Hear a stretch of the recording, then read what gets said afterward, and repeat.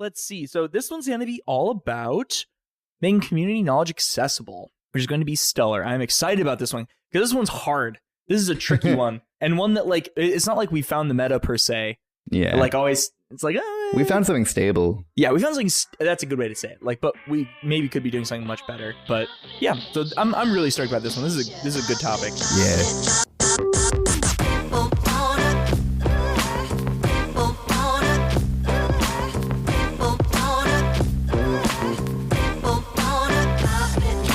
Hello and welcome to the Open Hardware Manufacturing Podcast, the podcast about making open source hardware. My name is Stephen And I'm Lucian Chapar. And today's episode is about managing community information when you have an open source project, and like not just an open source project, but we're talking about it in the context of that.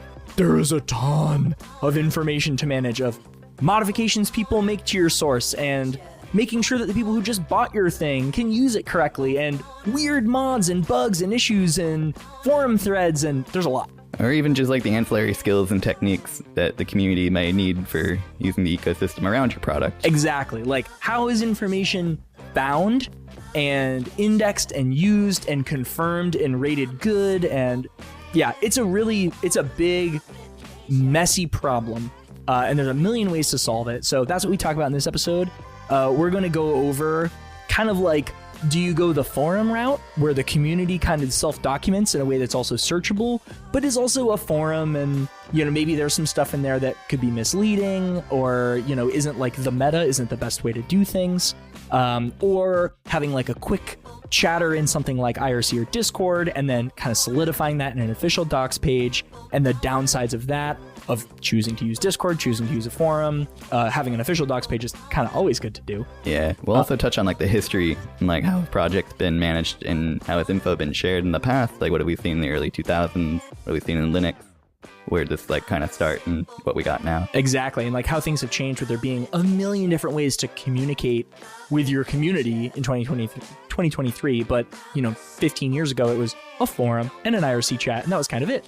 And we also talk about, like, how do you make it easy for people to add things? Like, what things should people be able to just add to however they want to, like a mods page? Like, anyone should be able to make a mod and drop it in without anyone having to, like, rubber stamp it. But something like the official docs page for the product, there should be a PR. We talk about that kind of stuff, how wikis play in, a whole bunch of stuff. And towards the end, because there's so many choices you can take, we share and solidify on like what's worked best for us in our experience so far. Yep. Yeah. This is a really complicated thing, and there's a lot of stuff to figure out here, and like it's kind of it depends on what you're doing and what you want from our favorite phrase on what you need from managing your community, and like trying to provide them with information that works for them the best and includes as many people as possible. All right, let's get into it. Let's do it. So the problem of having information in a consolidated place that is accurate and easily updatable is like a very, very difficult problem to solve, just in general. Yeah, it's a thorny, murky problem, and there's many types of answers to it. Some less good than others, some harder to maintain, some lower barrier to entry. It's a huge range of things we can do here. Right. And what's interesting about it too is that this is information management in conjunction with a community. Like, I think about when we were at Forum Labs, there were some degree of structure and rules about how you documented things. Sure. And we had this joke at Forum Labs called Slackumentation.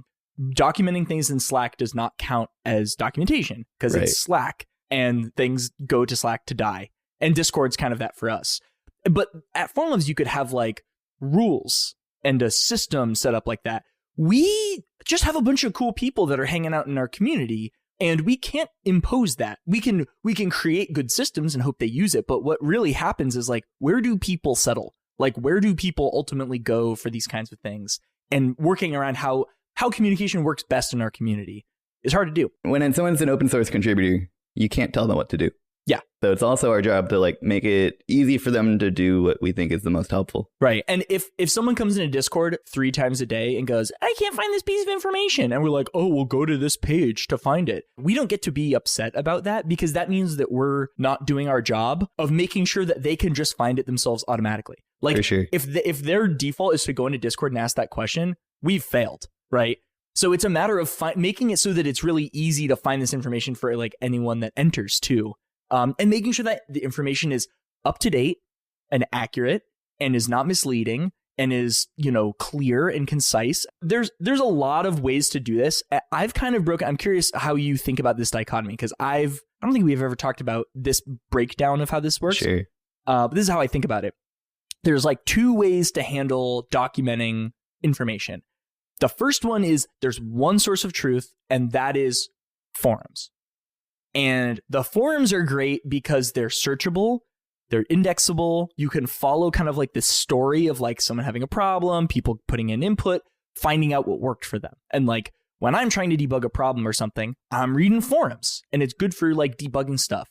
But also people could potentially recommend things that worked for them, but is not best practice. And like maybe it's a kind of like what Chris was talking about in the last episode about like people were breaking their bits on like the leveling plate, and they're like, don't use the leveling plate. Like I could see there being a forum post about like, don't use the CNC Labs touch off probe because it breaks your bit. And it's like, well, no, like it's because something else is wrong. So there's just like this one place, and it's all community fed, and you can do some things to help filter that. Like you could delete threads if they're misleading, or like put comments on those threads and be like, no, it's actually not the case. I happen to love forums. I do too. Yeah. So my context in forum usage is a lot of the hobbies I grew up being majorly a part of were all forum based. There was a forum for longboard skateboarding. There was a forum for Nerf blasters. Silverfish. Yeah, exactly. Yeah. There was a forum for like airsoft and paintball I'd follow. And it was always hard to be using the forum to solve a problem, but it also had a lot of merits to it. Yeah. I felt constantly bad for the moderators. Yeah, it's hard to keep it clean, not in terms of bad stuff, but like organized and easy to find. You're relying on Google to like do the finding of the things for you, kind of. Yeah. There were a lot of pillars of the community. This one guy named Meeker in the Nerf Haven forum, and he would take it upon himself to make like a top forum thread that would be pinned, and it would be like a table of contact. Whoa. Yeah. So the forums, like, yes, they have search, but commonly like PHP forums are indexed by Google search, if anything, and it's not that good. So searching for like a word is very fraught. Yeah. And most forum systems, at least the ones from like the early 2010s that many sites still use. Yeah. So people would just literally write table of contents, and if that forum member went inactive, no one else could edit it. And then it could just be wrong. Yeah. Yeah. There's a Nerf Haven forum thread. It's like a list of all of the homemade blasters you can 3D print, and it hasn't been updated since 2017, and that member is inactive now, and no one can do anything about it. So while it's pinned, it's just misleading. Yeah. Yeah. It's hard for it to archive anything. Yeah. It can rot. It really can quick. rot. And like you're trying to run a piece of software on Mac, and it's like Mac OS Monterey and up. It works. And everyone's like, yeah, great, it works, Mac OS Monterey and up. And then they come out with the new version of Mac OS and it breaks. And you're like, well, in the forum thread, it said that it's this and up. Like you always have to reference like, well, how accurate is this based on the time that it was posted? Yeah. So there's lots of merit to forums, and it's a good way to kind of have information, hang out in a community, understand the scope of things, find like community solves to stuff. And another benefit of it is it's like totally self-documenting, and you don't need to do much of anything to make information that a community creates be searchable and usable to other people. And that's the opposite of the way that I think about how docs work, which is you have a lot of quick, tiny chatter in something like Slack or what we use as Discord, and conversation happens. And then once something kind of like coagulates in that and like solidifies and like a meta is found in like kind of this quick community chatter, then it goes up to the docs site, right? Yeah. And you can also do this with forums. You can have a forum. Like I think of Ryan from V1 Engineering.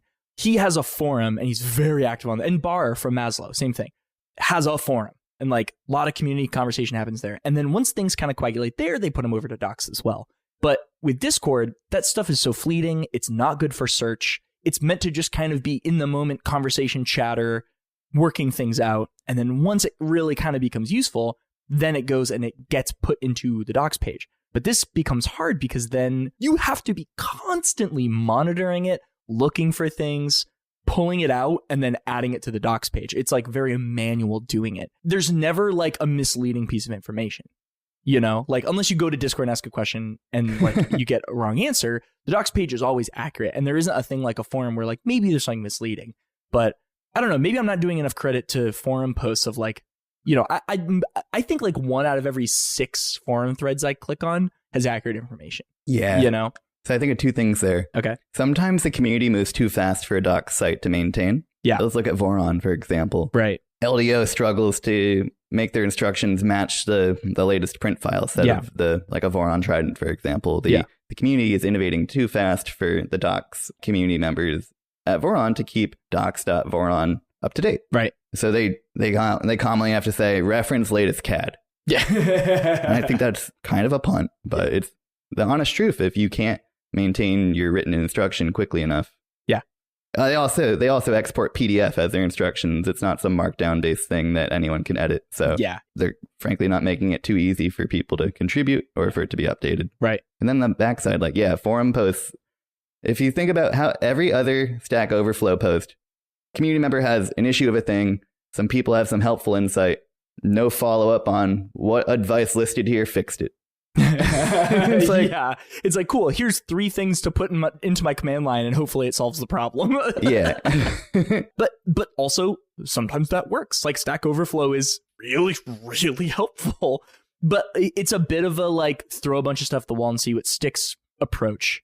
And for something like a pick and place machine, I kind of want to just follow a website that tells me what to do, and like, I don't know, it's a really tricky thing to find out what is going to work the best. And I also kind of feel like you don't want too many places to have the community hang out, because then it gets kind of oversaturated.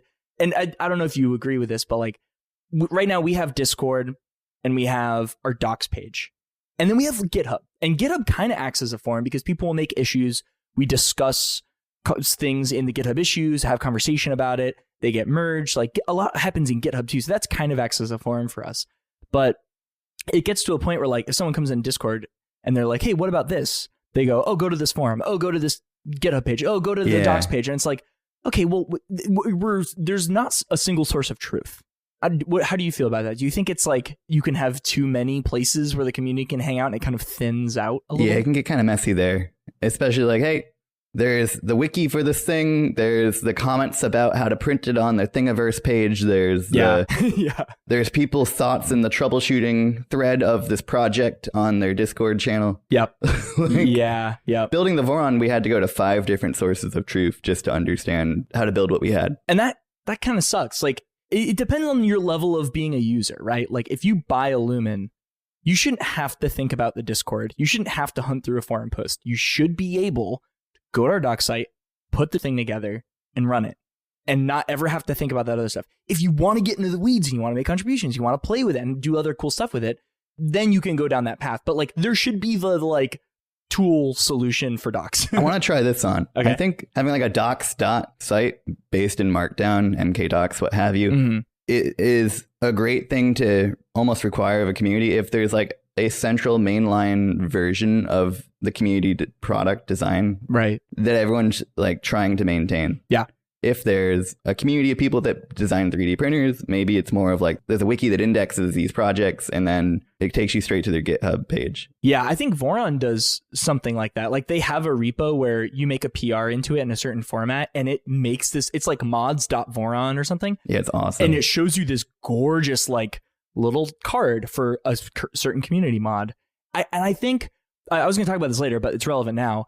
We have something like this as well. We have it in the form of a Notion page, but it's an open page in Notion that anyone can go in and add their Lumen mod to it. And I think there's something really important about having a space where any member of the community that makes a mod can add it to the official mods list.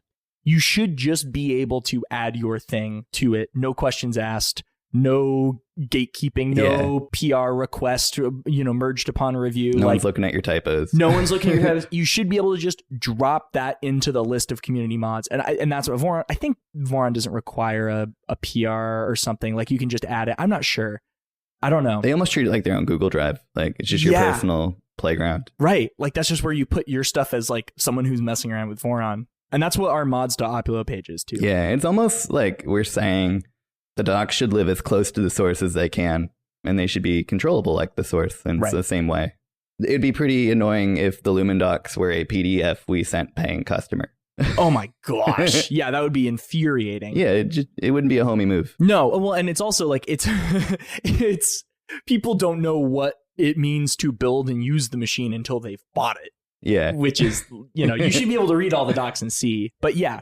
That's like the most extreme end of it. That's right. Inconceivable. Yeah. So I'm imagining like there's different tiers of what kind of documentation do you use depending on how into the weeds. Where's your okay? I have an idea here. Yeah. Depending on if you're on the tool or project side of the Lumen, you're using a different method of information transfer. So I could say that more concisely, but that's what I'm thinking. So if you completely want to treat the Lumen as a tool and not as a project, yeah, then docs.opio.io, the official, we've reviewed this, it's as close as we can get to a clean experience as possible. That's what you use. If you're complete project side, you're in Discord every day going, hey, I'm trying this thing. What about this? Blah, blah, blah, blah, blah, blah.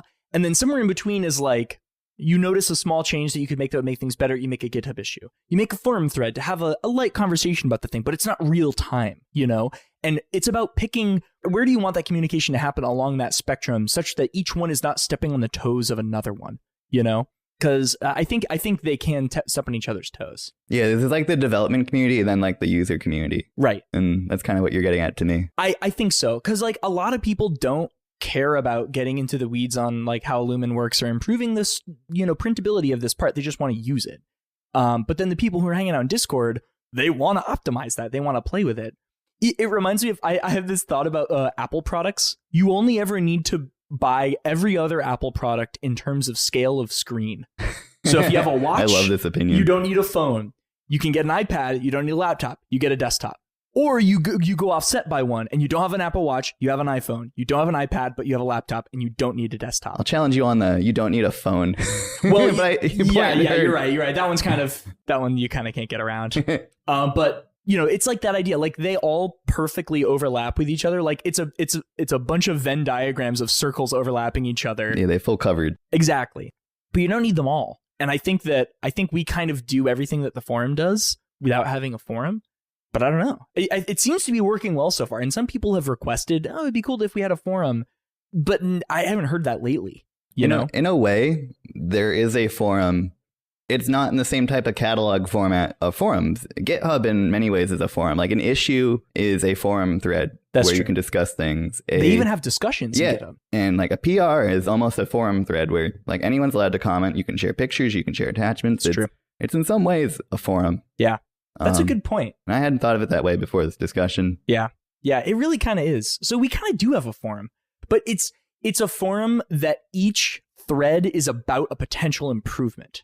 You know what I mean? Yeah, I think about your design reviews. That's been an awesome call for help to discuss a topic. Yep. And it's been awesome to like use the GitHub source as a place of discussion for design review. It makes sense. Much better than like doing it in Discord. It would have been all over the place. It would be all over the place and like you lose track of stuff, and like to have it compartmentalized into a forum, into a thread is really important. And you can't have discussion in docs. Docs is for like permanent usage.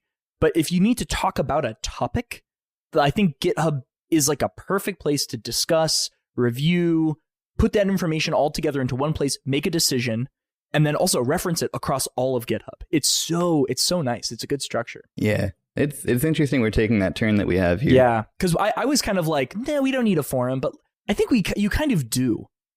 What I should say is to have a forum where it's just like someone's like makes a new thread and it's like, my spindle won't turn on for my CNC. It's like, okay, well, maybe that should be a customer support request. Yeah. Or maybe that should be a message.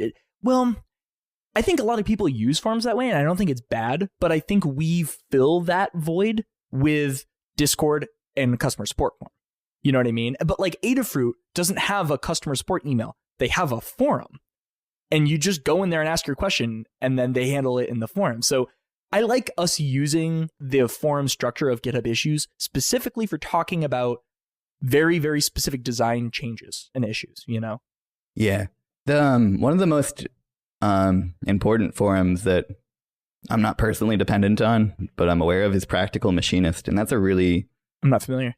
So Practical Machinist is an online forum for CNC industry professionals. Okay. They explicitly bar like people talking there about like Tormach and lesser quality machines. Including Tormach? Yeah, so like the barrier to entry is like Haas and up. Wow. You're there to discuss CNC machines that you use to make money that are dependable. Wow, that's cool. So no scrubs coming in. You gotta know your stuff. Yeah, no, it's not Weenie Hut Jr. Okay. Nice. It's a place of discussion for like, you're using a working machine and you want to use it better. Right. And I can't speak too much for it. I don't have full access to the site. I'm not a paying member, but it is a walled garden of like community experts that are there to discuss the minutia, share opinions, share facts and observations in like an archived, searchable manner. And like, it's forums promote discussion. Yeah. Forums are discussions that you can pick up and put down. You can be responding to someone who last messaged a thread in 2017, and they might get a notification to come back. Yeah.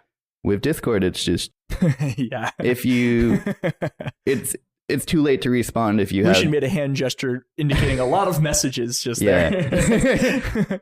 It's pointless to respond to something from a year ago in Discord, and you're probably not even going to find that message. Yeah, exactly. Yeah. How would you even discover it to want to comment on it? Yeah, you'd be insane if you went that far back in a Discord channel. Now, I think that walled garden idea is it's interesting because it makes sure that everyone in there is on the same page in terms of like discussing the same kind of machine. You don't have noobs coming in going like, how do I turn on my machine? And like, there's some value to that. But I also think that there's some value, like, is it walled in that you can't post, but anyone can read? I believe so. Okay, cool. Because I was going to say, like, if I'm Weenie Hut Jr., I want to read that. I want to learn about how all that stuff works. I get it if, like, there's, like, I mean, I don't know. It depends on what the community's for, right? If the community is just for those professionals, yeah, you don't want scrubs coming in and asking those questions. Like, there's other really good resources for that kind of thing. Yeah, they don't care to help you with the $300 CNC etcher you got on Amazon. Right. But I like that they still, if they do, make it so that anyone can still read it, you know? Like, yeah, interesting balance there. I was going to say, there's also video format for sharing docs, like just purely video, but that's almost more educational content. Yeah, and it's so anti-evergreen. Like, it's so, I learned this when I made I made an assembly video for V3, and I made like a calibration setup in OpenPMP for the Lumen, and it is something, a little tiny thing is wrong, you can't tweak it. It's permanent in YouTube. Like, YouTube indexes a video file with the URL, and you can't hot swap it unless you're Mr. Beast and you email Susan. And like, that's the only way that you can do it. So it's so much easier to quickly update something when it's just written text with photos. It's so, like, MK Docs makes it a dream. It makes it so easy. I have two examples of CNC tutorial I can think of there. Okay. On one end, there's Titans of CNC, the YouTube channel that makes educational content, ran by Titan Gilroy. Yeah. Interesting guy. And they do like Fusion 360, computer aided manufacturing, CAM, programming setup videos. Fusion 360 doesn't even have like a version you're using. It's just, it updates itself. It's just now. Version now. So their video is probably not evergreen in the slightest. Right. But it's still something you rely upon. The total opposite, I used to work at a company called Mastercam, where CNC toolpathing software and design program. And we would spend months and months making sure the CNC router tutorial, the CNC mill tutorial, the lathe tutorial was relevant to the version we were about to release. Right. And it was an exported PDF. It might be revised per service pack, but it was nearly a one shot. Yeah. Just a PDF there where we weren't asking for community feedback. Yeah. Yeah. It was beta tested to hell before it was shared. Right. We knew it was good. And that's like, do you version control this stuff or not? You know, and like in our docs page, you have to be very aware of exactly what version this is correct for. But in something like Discord, it's just, you just have to know because you've been reading everything in the community, because it's about being up with the current vibe of what everyone's talking about. Yeah. And Billy Bob might be complaining about how his Lumen's not homing. And you're like, you don't even know if Billy Bob has limit switches or sensorless homing. Exactly. So like, that's where the docs come in of like, okay, you're just trying to solve this problem. But yeah, that is so interesting. We also early on, I really tried to double down on the wiki. GitHub has a wiki, which is just a page where you write wiki style information, and depending on the permissions that you apply, certain people are able to like make edits and stuff. And I pushed it so hard, and like no one read it at all. And I kind of think that I still don't know how I feel about this, because I very much, and I think here in general, we have the idea of the single source of truth. Like if we're writing something down in two places, one of them is bound to get out of date. So every single thing here needs to have a single source of truth. And that goes with formal documentation. If we have all of our docs at docs.opula.io, but I also have this page in the wiki about like how to set stuff up or like design decisions or whatever, we're splitting it. Like one can get out of sync with the other one, you know? So I don't think people really reference it that often anymore. People aren't checking it. Like if someone really wants to know what's going on up to date with the project, they'll go into Discord or they check GitHub commits. I think that's part of it too. I don't really know though. Like it didn't seem like people used it that often, but this is just my perception. Like a lot of times people would ask a question. I'd be like, go to the wiki, read the wiki. Like people wouldn't know to go to the wiki.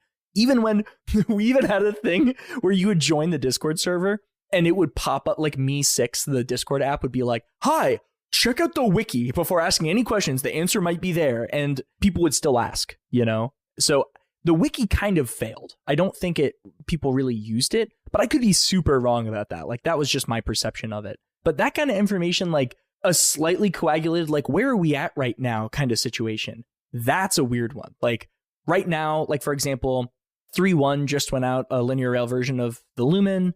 And like we've been working on that for a while. If you're in Discord, Lucian, you've been posting stuff about it as development's been coming along.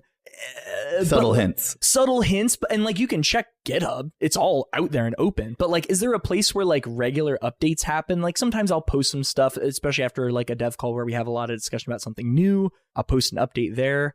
But where does that like kind of like needs every once a week, once every 2 week information update happen?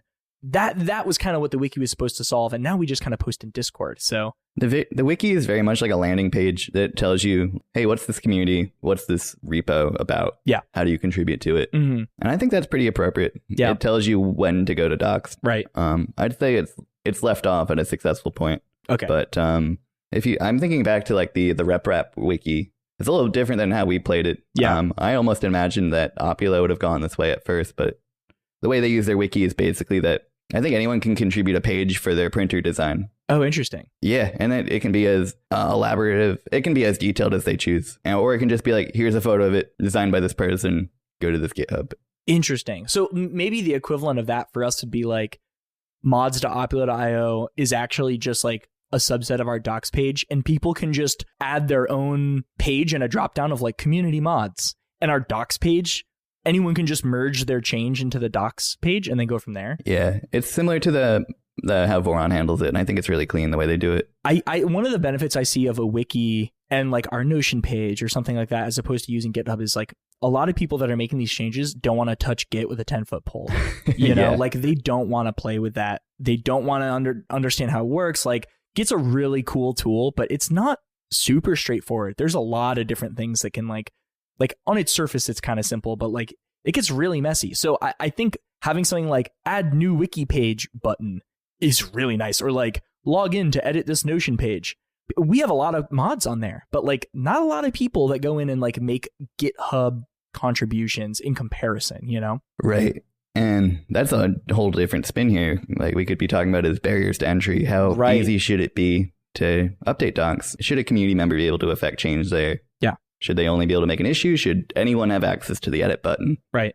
Yeah, we have, we were talking with Ryan from V1 Engineering about this, and he has an edit button on his MK Docs every single page, and it brings you to the GitHub in-browser editor to edit the markdown for that docs page and immediately make a PR.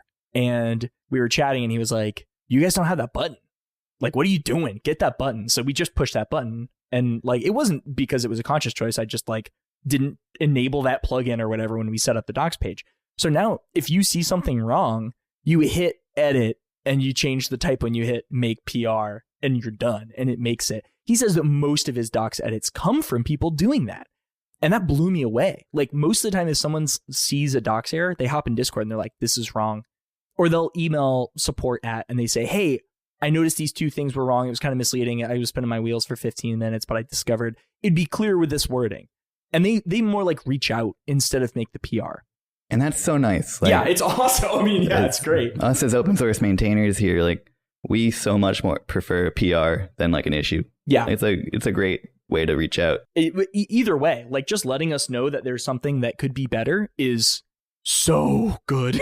It's so generous with time, and like especially if they go in and they hit edit and make the PR, like that's incredible. Yeah, I love nothing more than someone coming to me with a problem and a solution. Yeah, it's so nice. It's so wonderful. But you know, in some situations, if we can make it easier for them to just fix it, then to have to, like, how much of a pain in the butt was it to like make an email, write out, hey, I would have said it this way, instead of just hit edit, change, make the PR, make a little note about it, and then hit submit. That's so much easier. It's like cheaper. It's better for everybody. It makes the change happen faster.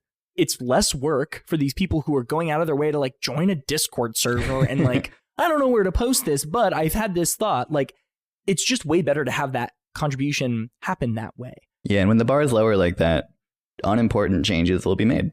No one's going to email us if there was 2 periods at the end of a sentence. That's right. Yeah, like a typo kind of thing. But really quick edit, sure. Yeah, I think everything in terms of like how do you gate and bar some of these like contributions and stuff.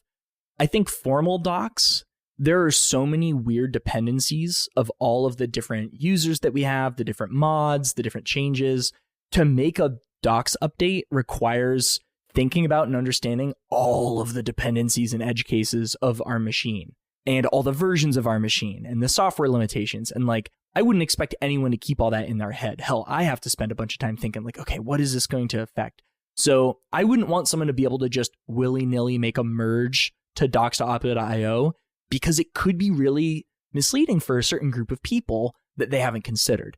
So I think for the official docs, a PR is chef's kiss. It's perfect. And like maybe a little bit of wording could be changed to make it work for everybody better. And then, but it still gets merged. And then kind of anything beneath that, people should just be able to contribute. Like the mods page, anyone should be able to just put stuff on there. Discord, I mean, anyone just writes anything. Yeah. You know, so that's kind of where what do you think about that in terms of like gating mergeability? That sounds about right. You think of it as like Discord for sharing your ideas, soliciting feedback, sharing progress. Yeah. The mods page for sharing the thing you made. Yeah. And then the top upper echelon is the official doc sites for sharing how to use the thing in its mainline capacity. Yeah. Yeah. In its mainline capacity. And then GitHub issues, kind of same thing. Like anyone should be able to make an issue, but then we either close it because it isn't relevant, or it is relevant, but we chose not to do it, or we're already working on it. See this other issue, it's a duplicate or whatever, or great issue, let's do this. Anyone should be able to make that. And then it just gets filtered if it's not something that we want to keep. Yeah. Yeah. Also, the mainline docs are, they're not showing you any extra content. They're not teaching about OpenPMP features that we're not using right now. Yeah, that's true. I think at the end of the OpenPMP setup section, we say, check out the mods page, check out the Discord, you know, check out Querdimoto's like full from scratch calibration video. Like we kind of kick people off to it, but that's it. It just mentions it, and like we give them a list. I think there's like 4 or 5 links at the end of the calibration section to like show people that these things exist and refer them yet again to the OpenPMP docs and all that. But yeah, it really is. It's mainly for like our mainline stuff. Towards that too, the mainline doc site, docs.opio, it needs to be written with the assumption that you're using mainline source. Yeah, because that's what, I mean, probably now like 90 to 95% of the people using Illumin are using just the mainline thing we make and ship. I mean, it's so hard to say because we don't know how many people are using a home built. Like sometimes someone will come out of the woodwork in Discord and be like, hey, check it out, I've been building Illumin over the past 3 months. And like, I've never seen their username before. They have the little Discord green, like, I'm new here thing.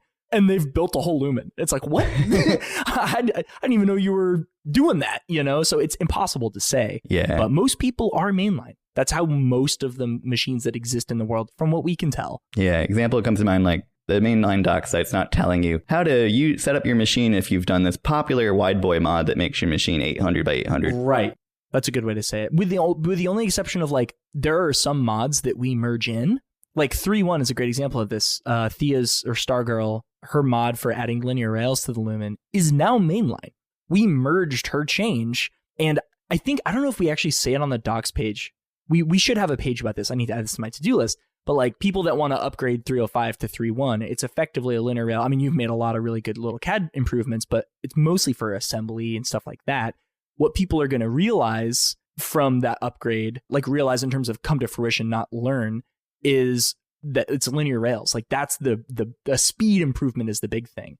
So we really should add a link of like, hey, go do Stargirl's mod if you haven't already for, getting the linear rail upgrade. For sure. And so we do drop in little things like that. But I'm also thinking a little bit here about this all looks different if it's a community of people without a company the community orbits. Right. Yeah, that's true.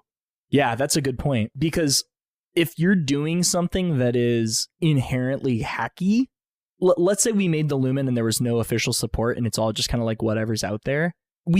All the docs wouldn't be like, open your packaging. It's like, okay, it would all be about building it from scratch. There'd be so many forks on the road of like, did you buy this brand or that brand? Like pursue this brand linear rail is going to have this whole pattern or whatever. It's going to be a very different thing. That's a good point. How else would that be different? Like what else about it being a company would mess with that? Voron comes to mind here too. And also just I always go back to the Nerf blasters where it's just a community that are sharing techniques, and there might not even be a particular design or project. It's just the literal sharing of knowledge. Yeah. And Voron's interesting because Voron is not a company, but there are companies that sell the source or sell the compiled source, right? Like they sell the kit. LDO is a great example. Yeah, they're awesome. They are awesome. Like we are a company that does the design and sells it and also makes it all super open and available. And then LDO is the other way around. It's like an organization that makes the source and then other companies take it and sell it. And they kind of like take this constantly evolving thing and kind of like nail the jello to the wall and say, okay, we're going to just sell this version of it. Yeah. And then make more formal, like the docs.oplo.io formal version of the docs as much as they can. And Voron has this, but, LDO is imagining the unboxing experience. And the Voron docs maybe aren't. They're assuming you've just printed all the parts and somehow have all the parts. Yeah. They handle this thorny situation with an addendum page on their own site that's a rider that sits atop mainline Trident assembly docs. Right. And you just built a Trident, right? Yeah. Yeah. So you're probably really fresh with all this. Yeah. Freshly traumatized. Yeah. I'm very fresh. An O.1 like a year ago ish. Yep. So it's a little hazy to me, but yeah, you just got out of the Trident build. It built character. Yeah. Yeah. It's a lot. It's a lot. LDO made it as smooth as they could. Yeah. But it's a whole different beast when no one's paid to write the docs. Yeah. Mm-hmm. Yeah, that's true. That's true. I don't know if Opula has given forums its fair shot. Yeah. I think there's a lot of value to forums in some ways. Just because they're a little bit more asynchronous. They rot less than like inline messaging. Mm-hmm. Yeah. So there's that angle to it too. Like forums are conducive to like a marketplace, like sales threads, like product, like show off your Lumen thread. Right. Yeah. That's true. Like there's things that Opula loses by not having a forum, but like those also could just be Discord channels that we add. Like a lot of Discords have like picture only showcase channels. They could be. Yeah. It's kind of interesting. It's like we have in Discord, we have like a lot of permanent pinned threads. Yeah. That it's very easy to post to. And yeah, because like Lumen PnP builds, people will post that stuff. But it's really hard to search. Like, you know what I think it is? In forums, the barrier to entry for a post is a little higher. So each one has more to it a little bit. But when you can just bang out 100 million little posts on Discord, like 2 people will use a channel to debug a problem over the course of 8 hours. And it's like 200 messages or something. And it just all gets nuked. And like forums are never used that way. And I think maybe that's why. And it's also not searchable, There's something here too that flips us on our head. What is it? Discord added forum thread. No, really? Yeah, here's an example of it in a Nerf Discord. Have you used it? Oh, that's interesting. Anyone can just make a thread, and I think it can be tagged as like the topic, and then it's a discussion. Oh boy, yeah, that's very interesting. And this makes me want to like, okay, because if this exists, I want to either like intentionally use it or very intentionally turn it off.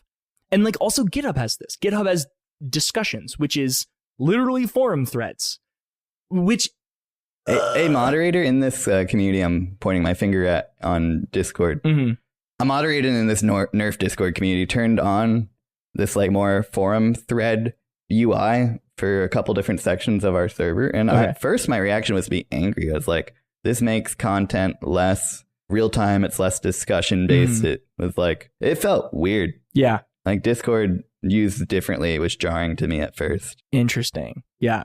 Well, I think I just had distrust of it.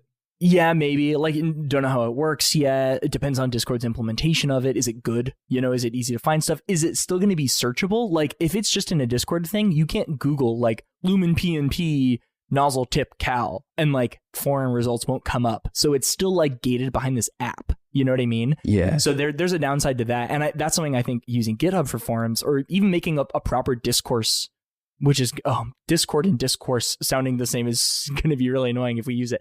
But you know, that's searchable. And I think that's one of the most valuable parts of a forum.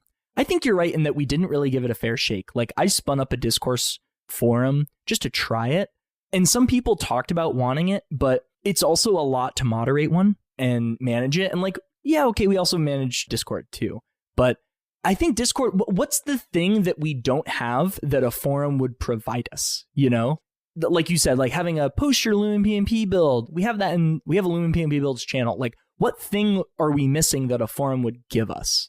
Forums commonly sit like a higher level where like Lumen PnP may have been a section of a forum. What do you mean? For like a pick and place forum. I'm thinking about the Forum Labs forum a lot here and how much I enjoyed browsing it. Okay. There is a section for like using your machines, like showing off parts you made. There is sections for like ancillary tools and workflows. It really well categorized the ecosystem of like a Forum Labs user. Right. The ecosystem a Forum Labs user may experience. There's a section for like CAD help. There was a section for journal discussion. There was off topic. I don't think there was marketplace. Right. There was a section for announcements from the company. There is a section for like the company asking for feedback. Yeah. It was a very centralized way to communicate with its members on all fronts. And the only other thing they really had was webinar and email. Right. They didn't have, wasn't a GitHub. There wasn't a Discord. Sure. There were some third-party Facebook groups that were ran by resellers, and we had presence in because it was worth seeing what the pulse was there. Yeah. But the forum was the centralized hub of us knowing about what our users were up to outside of like what the support agents and sales agents were here. Sure. As you were saying that, it made me realize that one of the things that a forum really makes valuable is like, let's say I saw this stupid kid on YouTube and he built a pick and place machine, and then I like forget about him for 18 months, and then I rediscover it. I'm like, hey, what's the status of that? Like, where's that at? That person would have to go into Discord right now and be like, hey, what's going on? And have a person type out a response. But a forum lets you just look it up. You can go to the forum and be like, you know, so-and-so, the pinned thread is like so-and-so mod officially available for release. You can go, oh, what's that? And you click on it and you find out more about that thing. Like, it's an asynchronous way. I mean, Discord's asynchronous, but you know what I mean? Not real time, not involved with another person. There could be like month-long gaps and updates. Yeah. And it handles it better. Right. But yeah, I think it makes it so that it's easier for someone who's casually involved in it to be on top of things. If you want to be on top of what's going on in Discord, you kind of have to be checking in moderately often, you know? But a forum lets you be more casual in your involvement in the project and still stay up to date with it. Yeah. I think that's kind of what makes it valuable. For sure. And taking an extra step, if we were to go back to 2010, 2013 here for open source projects, there commonly was a forum. Yeah. Source tree and GitHub and an IRC room. Which is Discord. They still had a Discord equivalent. Yeah, that's true. Like FreeCAD had an IRC channel. Right. It had Git, and it had a forum since the early 2000s. Yeah. And it's worked very well for them. I wonder if my concern about stepping on our own toes with having too many sources of information is just kind of fake. You know, like maybe it's not really that much of a problem. I'd be worried about it though. Like if someone's like, hey, check out this thing that I worked on, and everyone's like, cool, tell me more about it. It's like, oh, I already posted about it in the forum here. You know, it's splitting everything up a bunch. But I don't really know if that's a bad thing. I don't know. I really don't know. I think for Popular the company, there's a certain demographic of user that will never be in the Discord, and like forums capture that. Like, that's true. Will a Tesla engineer be perusing a Discord on company time to get a circuit board they're making produced on their Lumen? Right. Like probably not, but searching for like a forum thread That's true. Okay, if you're listening to this and you have thoughts on this, please tell us what you think, because I really don't know what the meta is here. I don't want to be dropping the ball on something that could like be helping a whole group of people that like are just kind of like the silent majority on this. Like, I think about myself in high school. We talk about this all the time. You, Lucian, were very active on threads in forums, and you would write, and I was a lurker. I would not write anything. I would never write anything in forums, but I incessantly searched and I read. I probably posted in a forum 3 times, like in my whole life. I just never did it, but I would read a lot. So, like, what about those people? Like, what are they doing? They're maybe reading Discord, maybe, like, but where else are they they have the docs page, they have customer support, but like, where else does that community stuff live if they don't want to be like living and breathing the beat of what is happening every day in the Discord? I almost feel like threads and forums serve the lurkers better. Yeah. Because it's a better catalog. If you're just reading the stream of consciousness of the community on a Discord, it's very scattered. It's very undirected. Yep. You don't get to choose what you're reading. Right. The same way you click on a thread that sounds interesting. Yeah, that's a really good way to say it. You get to choose what you're reading about in a forum. And aside from like picking a channel, it's still kind of like up in the air. Like Open P&P is the name of one. Well, that's a pretty broad category. There could be a lot of discussion in that has nothing to do with why you're wanting to go to that channel. Yeah, and I think like a lot of the messages in our channels are awesome, and people sharing interesting thoughts. Someone got stuck in an interesting way. Someone getting help from like a really nice community member. Mm-hmm. It's way different than browsing a sub forum and seeing that this thread has 10,000 views, 600 comments. Yeah. And the first poster has 6,000 karma. Yeah. It's like, you're like, oh, this is a different thing. Yeah, exactly. This is a problem. This is something that needs to be addressed. Okay. Well, I think what I want to segue to, and we don't have to quite yet, is what have we found to work well for us? Right. And why does it work for us? I'd also love to touch on, like, I think there's a chapter in this book called The Death of the Forum. In this book? Yeah, there's a chapter. I see. Yeah. There's a chapter here in like why forums died. Right. Because forums definitely have fallen out of favor a little bit. Like, there's still a lot of bustling, thriving communities that happen in forums, but Discord has popped off. IRC has come back. For a decade or two, forums have been 3, really. Forums have been the best you could have. Yeah. A forum and an IRC was the best you could do. Yep. But now there's been so many other directions that community can go in. There can be a Reddit. There can be a Facebook group. Right, there can be a Discord. There can be a Google group. Yeah. There can literally be a Telegram channel. Like, communities can become much more amorphous in 2023 than they would have been in the early aughts. That's true. Yeah. There's more options. Yeah. And they all serve in slightly different ways depending on what you need from it. Yeah. Imagine, if you will, an open source community that used every communication platform available. It'd be a nightmare. Imagine they had a wiki, a Facebook group, a Reddit, a Telegram.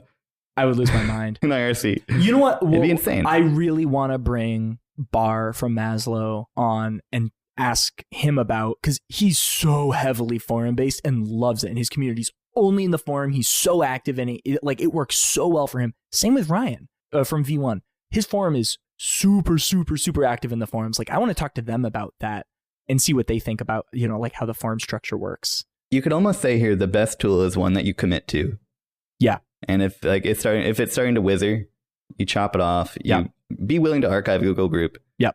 Be willing to move like the 30 people that are on a Facebook group to the Discord with 3,000 users. Exactly. Yeah. And OpenPMP uses a Google group. There's a Google group. It's like an email thread. Yeah. But it works so well for them. That is how it works. That's how they know how communication works for that community. That community lives through email. They grok it. And they grok it. Yeah, exactly. But it just depends. Like, you're going to invite, I remember getting some messages. Someone's like, I don't know how to use Discord. Where's the forum? And it's like, well, we don't have one right now. Like, there is a whole group of people that only really want to deal with forums, and they're not going to be part of our community because of that. Yeah. I think we're really cognizant of is like, okay, if we turned on a forum, would we be bifurcating the community? Right. Would there be that no longer single source of truth? Yeah. So it's like, we just need to be conscious. If we did turn on a forum, let's say, there better be a good reason. Yep. It's doing something that Discord doesn't. Yep. And there needs to be that synergy rather than like redundancy. Right. Yeah. And I haven't felt a pull towards a forum like to fill a void that Discord doesn't kind of already solve in some way. Like, I think it's more of a sinister lacking that Discord gives us of like not being searchable. People just get a lot of noise and we lose a lot of community members because they just don't want to deal with the chatter of a Discord, of an IRC server effectively. So I think it's kind of like, yeah, there's no like thing going, wee you're missing out. It's more of like, yeah, there's just a lot of people that could be part of the community that aren't, and we're losing them. And it's a quiet failure. It's not like an active, like something's wrong, you know? Yeah, you have to be willing to use Discord.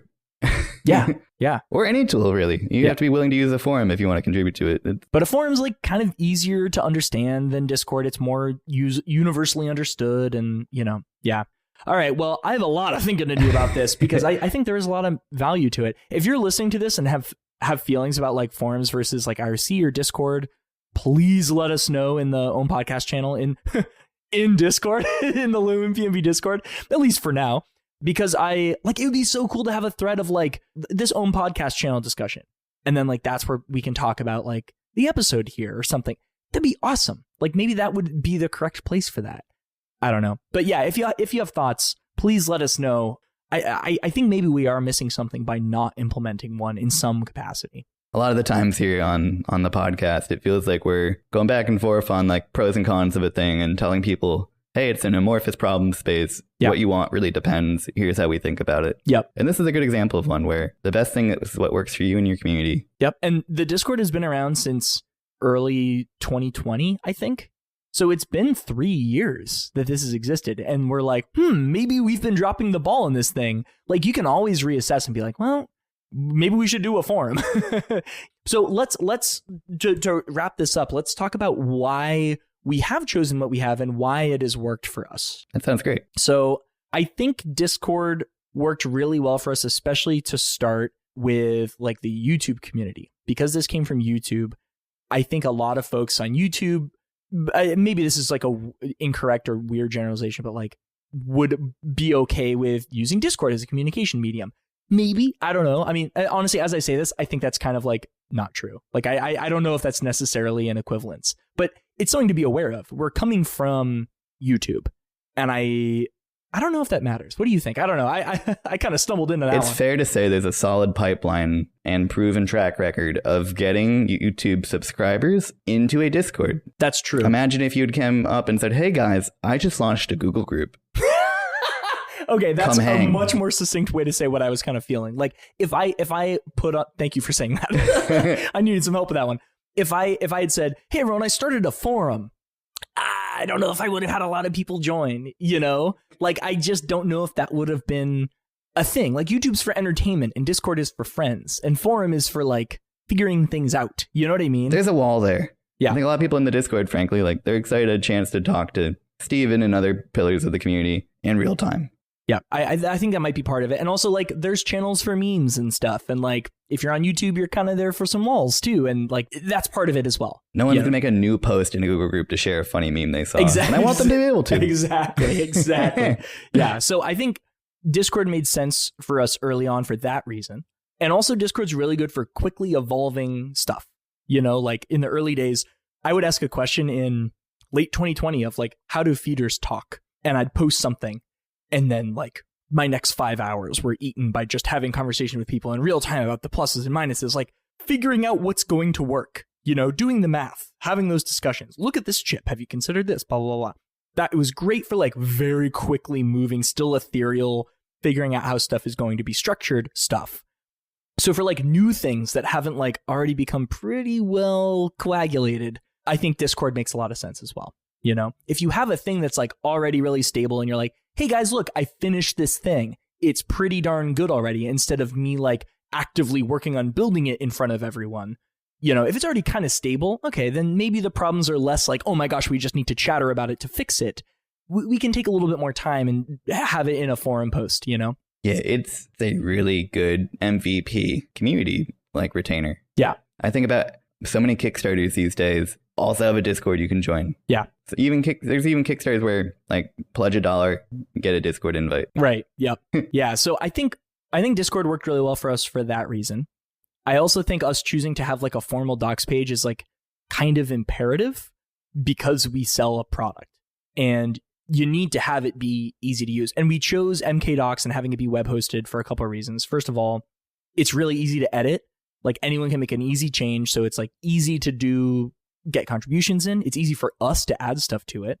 And it's not like a PDF that's like annoying to view and stuff. Like you can view the docs page anywhere, and people that don't own the machine can still view and use the docs page. So I think that was a pretty easy win for us of choosing to have like online open docs like that. I think it's even fair to say the docs page it didn't feel optional for us. I don't know what there'd be instead. I don't know what there would be instead. Like, I mean, Voron does like a PDF export of something, but like, so some dude has an Inkscape file on his computer, and like, how do people make changes to that? And like, how do people give notes on specific aspects of it? And like, I can send a URL and be like, read this with a link to a certain header of like, do this cal. Oh my gosh, it's great. Check out this link. Oh, and then problem is answered right there. Like having it be on the internet and available to everybody is a dream. It's so good. Yeah, the most practical way to be open source to me is like keeping the source as truth, as editable as possible, and staying as close to it as we can. Right. Like PDF export's like broken to me. That's yeah. I wouldn't email someone a zip file export of the GitHub where I remove the dates. Yeah. or the hash. Yeah, exactly. Like that'd be a bummer. Yeah. Like I don't consider a PDF export as like valid. Yeah. It's like sharing a step and calling it the source. Right. And we originally had our docs were in the main repo for the source. And that was a real pain in the butt. Like we thought it would be like really good to have our docs be tied to the source, but that did not work well at all because we'd have like different branches, and like the docs are its own product, like making it understandable, because the GitHub repo is the source for the current design, but the docs is reference for an entire community through history. So it needs to account for all the mods, all the edge cases, all the different versions of the machine that we've shipped. Yeah. Or that have existed. It needs to cover how to use the first version of the machine and the most recent. Exactly. So like having that be tied to a release, or I guess we could have made it work, but honestly, I'm so glad we broke it out. I'm so glad it's its own separate thing. Yeah, we tried docs by version. That might even be worth touching on. Yeah, we did. We tried making the docs like changeable by version, so you could hit a drop down and like you could select it. But the problem with how that worked, we were using Hugo at the time. Now we use MKDocs. But the problem with how that worked was that once you moved to a new version, it was like hard code archived. Yeah. And if you wanted to go back and like change something, like now we're on 3.1. Let's say we realized, oh, there's a bug in the docs for 305 users, 305 version of the machine. You can't change it. It's already, I mean, you can, but it's been compiled. Or like, what if there's 20 versions, 301, 302, 303, 304. You can't change those docs It's easily. a non-starter. It's a non-starter. And if there's a change that's version agnostic, like OpenPMP docs, I think were a big crux of it. Like, right. If OpenPMP updated its UI, we needed to make sure that the docs were applicable to every version of the machine ever. Exactly. Yep. So that just became really difficult. So now we just, which I think is exactly what we should do, on the left side, it says Lumen PMP assembly docs. And then there's a few headers. It's like V2 machines, V3, or we should put BYOP in that header too if we don't already. But you can just choose your version of the machine and then off you go. And then you're all set to go. And then the stuff that's universal across everything, OpenPMP, it's its own product is kind of the thing that I think we had to learn. It's like it doesn't glom onto the source for the Lumen. So yeah, that was interesting. And then what else do we have for the wiki page? It was good, really more about for like, how do people work with the source? Like there's the contributing page is all about how do you use CAD staging? How do you use Git LFS for checking out FreeCAD files? And like all of that kind of spicy details on like how to actually make a contribution. I almost want to say that the wiki is for how to use the GitHub repo. Right. I think you're right. Yeah. It almost would feel inappropriate if docs.opulo covered a contribution guide for the Lumen PMP, the open source project. Right. Because the docs are how to use the Lumen and the wiki is about how to use the GitHub. The wiki tells people how to be a good contributor to the source, how to be a good steward of the community, how to join the community, how to make it easy to merge and review and all that. Yeah. That's almost what the wiki's for. I think you're right. In our capacity of it, at least, right? Yeah, exactly. Yep. So yeah, because other people use it differently. Like OpenPMP uses their wiki as docs, which is interesting, but that's how they choose to do it. And then there's the YouTube angle here. Oh, yeah. You make a solid effort to share information that's evergreen on YouTube. Mm-hmm. You're sharing like, hey, it's updated. That's for like sharing news and announcements. We're lucky enough to have a big channel. I think for many projects, there's a blog instead, or like a Twitter where they just share, hey, something's changed, go see it. Right. Yeah. And that's also a weird one because YouTube is not the Stephen Hawes channel is for entertainment. That's what it's for. That's the point of that channel. And like, yeah, I do share information about like what's going on here and people do use it for information, like updates about new products and stuff, but it's meant to have people watch the videos. Like that's the point of that channel. The Opulo channel, we have assembling your 305, step 1, put this bowl in, like, you know what I mean? Yeah. That's dry. A very different thing. It's very dry. It's not meant to have some goofy, dumb kid, you know, be in a YouTube video. Like it's meant to just share information. If you think Steven's too excited in most of his videos, go watch some of those. Yeah, if you want to see me not be incessant and annoying, then yeah, go watch those docs. Steven on tranquilizer. I watched, you know, those Arms of an Angel ads with like the pets. I watched like a few of those ads before I record those. Calm myself down a little bit. But those videos on the Opulo channel are also information transfer, but it's like stuff that I'll make one of those videos if I know it's going to be like so evergreen. It's like, yeah, we'll use this for a year.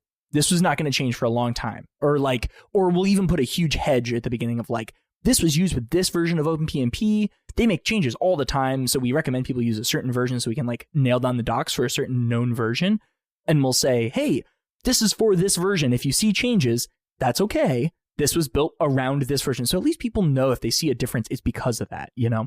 Right. So, but you're right. YouTube is a weird one. And like my channel, people would be like, you haven't posted a video in a while. Like, what's going on? It's like, that is a communication medium. Like people are using that to pull in information. I think we hit the nail on the head there with the YouTube. Yeah. Is it worth mentioning the blog section of the Opulo site as well?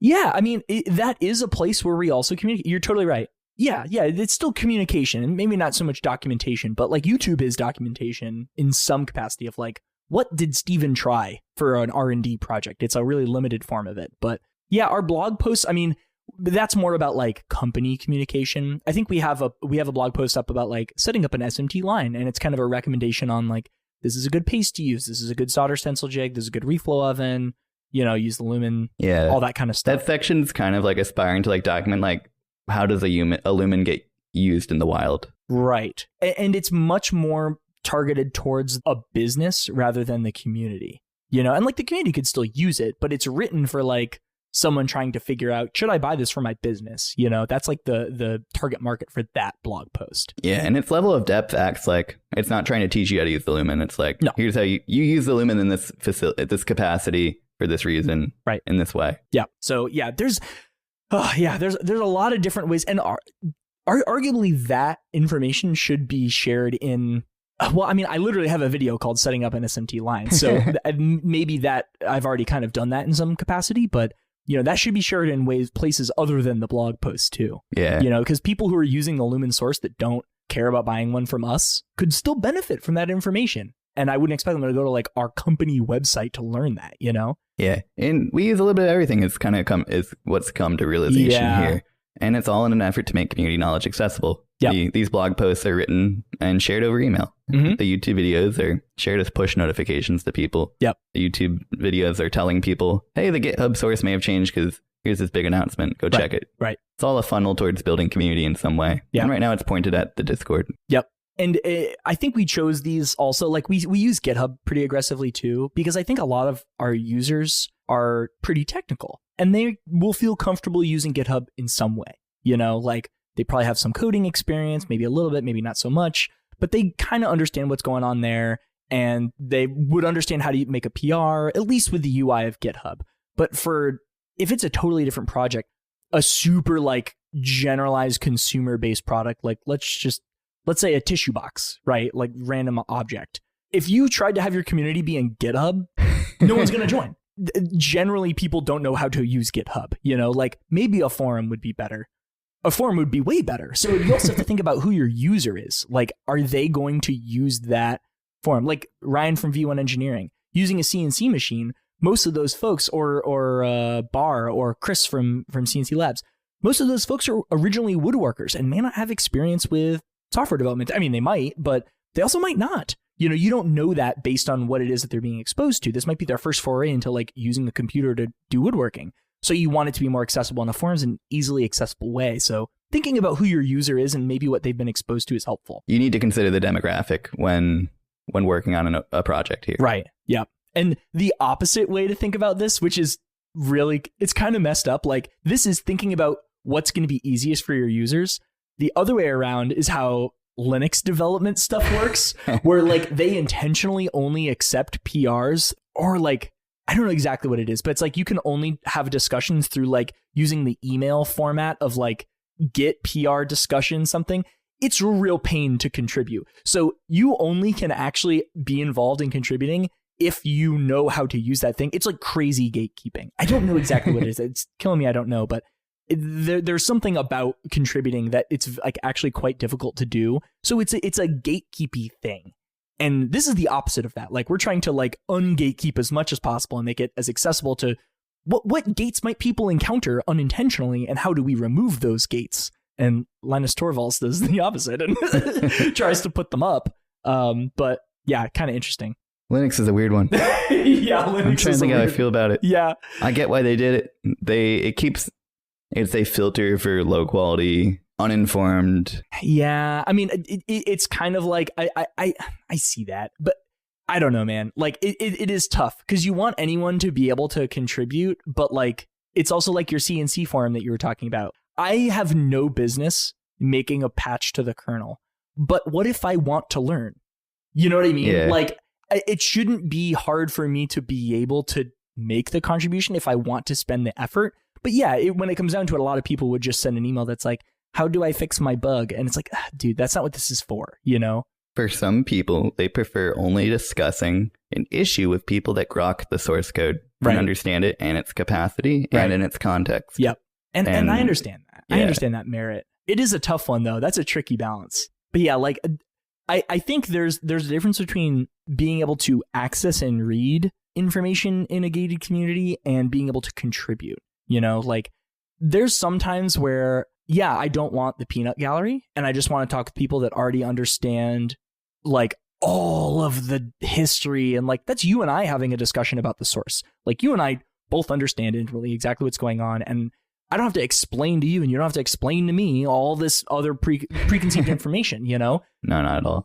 So there's a time and a place for that kind of thing. And like drawing that line is hard because you want to be able to be efficient and get work done and not, you know, have to reinvent the wheel with explaining to people how something works. But you also want to make it accessible for them. And that's tough. That's a really tricky one. Yeah, I don't know. I think having things be readable as much as possible, even if they can't write, if they can't add something, unless there's, you know, some gating thing that allows them to like make a PR. Like we have a group of devs, like contributors. Those folks, we've seen them kick butt at making stuff and we're like, hey, do you want to be a dev? And then they have like write access to the repo because we know that they're just going to, they understand the prior information to make a good decision about merging something, you know? Yeah. But like if someone just joins Discord or like some random person can just go into GitHub and like add something, it's like, well, maybe you don't know all the history of that. Towards that, we've made a recent effort to catch people up to speed on like design history that's been useful, and that's documenting design decisions. Those are the types of facts that like the dev team is keenly aware of. They're the types of facts that like document like a non-negotiable or like the course we're choosing to take, what tact we're on. Right. And that's been helpful. Oh, yeah. That's a good point. That's a whole other thing that we haven't even talked about here is like there's design decisions documents in each repo now. So like one of the questions we get all the time is, why are the feeder slot address, why is that using an EEPROM? Why don't you just use a voltage divider on the resistor with a couple of resistors? And like, why don't you just do it that way? Well, we thought about that, and there's a really good reason why we didn't. And we were explaining it to people a bunch. And then we just wrote big, long documents in the GitHub called design decisions. It's readable from the web browser. You can just read the answers to all that stuff. And that has been working out really good. Yeah. Let's call the EEPROM decision like a wheel here. People were constantly trying to like reinvent that wheel because they didn't understand the full context that led to our decisions. Right. And if they read the design decisions thing and then they go, wait, you forgot you could actually just do this. Like you didn't consider that. well, awesome. Like, cool. But like, get on, understand the history. You know what I mean? So maybe it's something like that where like, if you kind of, if there's some design decisions for like Linux that people can read, and then because people haven't been trying to reinvent the wheel on that one since we put that up, you know? Yeah, it's been nice. Yeah. So like, I think people go, oh, okay, well, that makes sense. I understand. And we weren't doing a good enough job of like conveying that information. We talked about it in Discord. I made a decision. We implemented it. But you couldn't find where the conversation was about that, you know? Yeah, that was an awesome change. You also do a really good job of documenting your design decisions and changes in releases. Like if you go through, and this just goes for any kind of thing that has a release in GitHub, and you've been doing such a cool job with it, is like making a bunch of really thorough notes in a GitHub release so people can see, oh, there's the release. Here's all the changes they made. Why?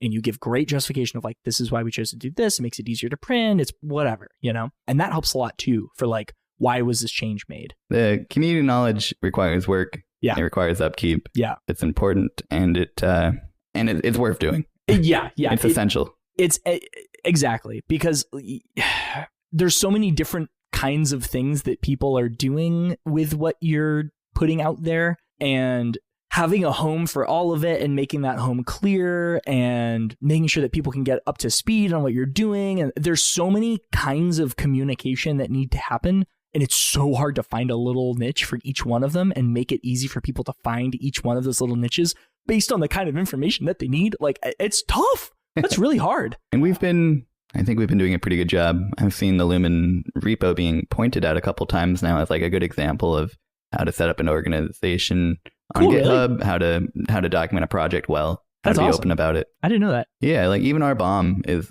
a clear, succinct attempt at community knowledge management. Yep. Sharing what you need for the machine in a useful way. Right. Yep. It's not inaccessible. There's no fluff. It's just the bare necessities there. Yep. Yeah, it's what you need. This has been a fun episode. Yeah, this is a lot of, there's so much.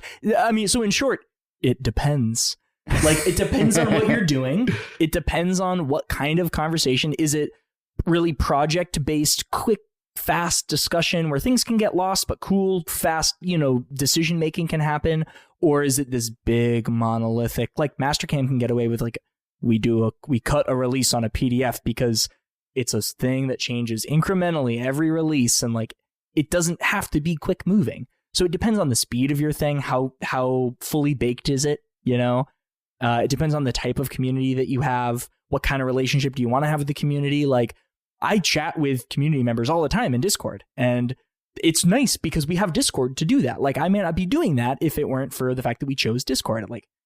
And you can hop into DMs too. That's another huge thing, is being able to DM with people. Can you do that with a forum? Yeah. Forums have a membership section, and they have a private message section. They don't have group chat though. That's true. Yeah. It's nice to do group chat stuff too. I don't know. It depends on what you want. There's so many different parts to it. We really should get Bar and Ryan and Chris on about this, because I think all three of them use forums extensively. All of this too largely depends on your release cycle. Right. How many versions do you need to be cognizant of? Yeah. Do you know your issues aren't going to be fixed until the next year's release? Right. That's true. Yeah. And this is also all assuming hardware too, and not necessarily like something that's just software. Okay, who cares about the old version? Because everyone just hits update and then it goes back. You can't quite say that, there's dependencies and stuff like that. But, once everyone can update to the new version, you're kind of there. But like, once someone's compiled, quote unquote, a Lumen, they have that hardware. They have hundreds of dollars tied up, or thousands of dollars tied up into that hardware. Yeah. It's a different thing. So documentation needs to support that too. And, the mods need to support that. It's a lot. I'm trying to think if I would ever go to a Python Discord. Yeah, I probably wouldn't, but because I'm not in the weeds of like the language's minutia. You know what I mean? If I were like really involved in like the details of it, I probably would be. Because that's where like people are having those conversations. It would be my guess. If they have a Discord, I'm guessing that's what they'd use it for. Yeah, but you think of yourself more as the user of Python's like exports. Right. Python for me is 100% a tool and 0% a project. I'm using it to get to an end, and I'm not interested in getting into the details aside from what is required for me to accomplish my goal well. We don't even need to care then if there's a Discord for Python, because it's just, we didn't need to go that deep. Exactly. I would never even look for it because that's my relationship with Python. But there are people that I'm sure care quite a bit about all that and want to be involved. God, it's such a complicated thing. Whew, yeah, this is a bit all over the place, but like that's kind of what this is. This is an all over the place thing. There's a ton of different kinds of information, managing it with the community, taking feedback, implementing it, coagulating it, putting it into a solid format. It's hard to do, and it depends on so many different variables. I feel like we're wrapping up towards the end. Yeah. Anything else I could think of probably get moved back up top. Lullspot's an interesting one. Of information management, because it's the full open company. Right. I think it might be worth just having an episode where we try to interview some of the OG Lullspot guys. That'd be cool for a different episode. Yeah. All right, folks, that's it for this one. Thank you so much for listening. Don't forget to leave a review wherever you get your podcast. It helps us out a ton if you go and do that. Please go ahead and find us on those and give us a 5-star rating. You can find Opula on Twitter and Facebook and Instagram. And also don't forget to check out opula.io and sign up for our newsletter where we write blog posts and do customer interviews with other folks building open hardware. We'll see you in the next one. Thanks, guys. See ya.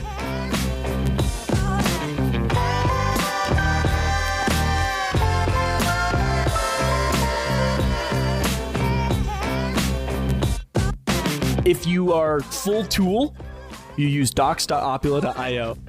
If you're leaning fully on the tool side and not the project side, yeah, no, I didn't mean if you're a full tool. Oh, Mitchell, you'll have to cut that out.